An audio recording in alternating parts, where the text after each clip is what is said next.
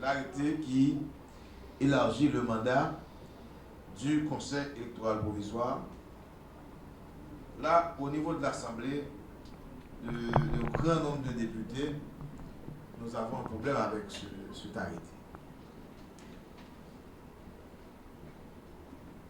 Exceptionnellement, le Conseil électoral provisoire, le président provisoire, le Premier ministre, le gouvernement, ce sont les fruits d'un consensus, d'un accord politique, l'accord du 5 février. Et l'accord du 5 février a défini les responsabilités de chaque parti, de chacune des entités qui doit intervenir. Par exemple, de la part du départ du président Martelly, l'accord dit telle ou telle chose. De la part du président provisoire, l'accord dit ce qu'il doit faire, ce qui doit être fait. De la part du Parlement, la même chose. Et au point 4, l'accord parle des responsabilités du Conseil électoral provisoire.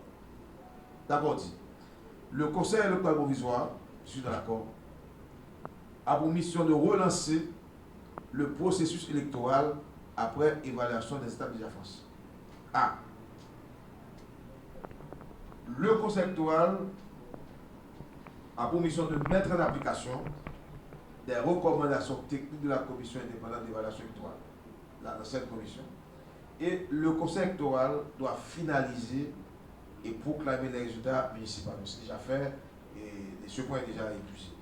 Et au point 2, le Conseil électoral doit organiser le deuxième tour d'élection présidentielle, des législatives partielles et des élections locales.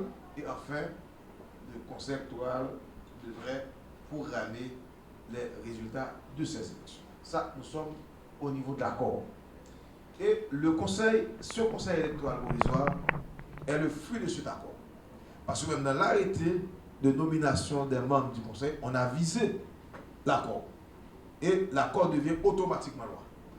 Parce que c'est une entente entre les partis, ça devient automatiquement loi.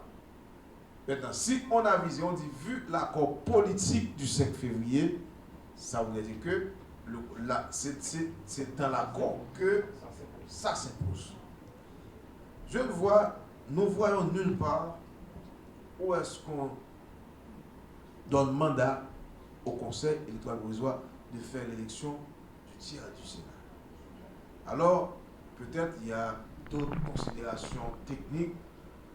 Nous-mêmes, nous autres, au niveau de la Chambre des députés, nous avons une compréhension de l'arrêté et de l'accord. Nous aimerions avoir, vous autres, des hommes de loi, des magistrats, quelle est votre compréhension de cet arrêté? C'est la loi des partis.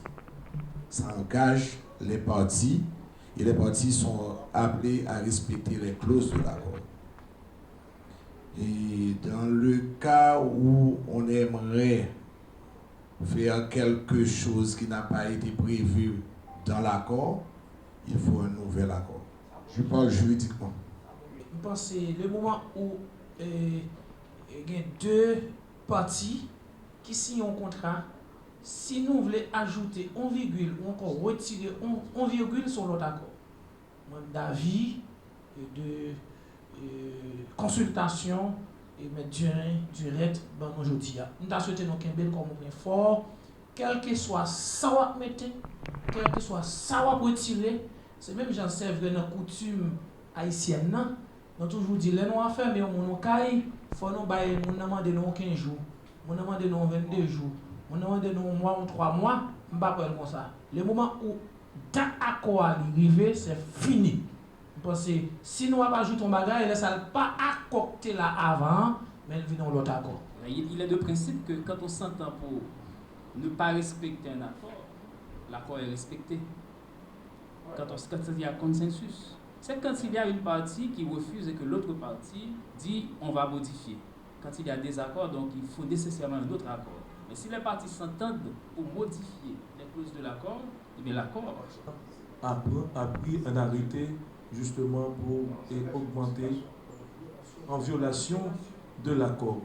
Donc à ce moment-là, l'accord n'est pas respecté. Donc, et puis encore, le Parlement est là, le Parlement fonctionne. Donc le Parlement qui est là pour édicter les normes, donc le Parlement est là, et c'est la raison pour laquelle moi je voudrais vous dire que normalement, qu'il faut respecter, il faut que le président respecte la loi. Et président Pédébewa, d'abord, il est déjà illégal. Ça fait ça parce que arrêter à Paca et amender des décrets. Kaka fait ça parce qu'il revient à la Chambre des députés pour au Parlement tout simplement de transiger sur le décret électoral. En un mot, l'arrêté est pur et simplement illégal.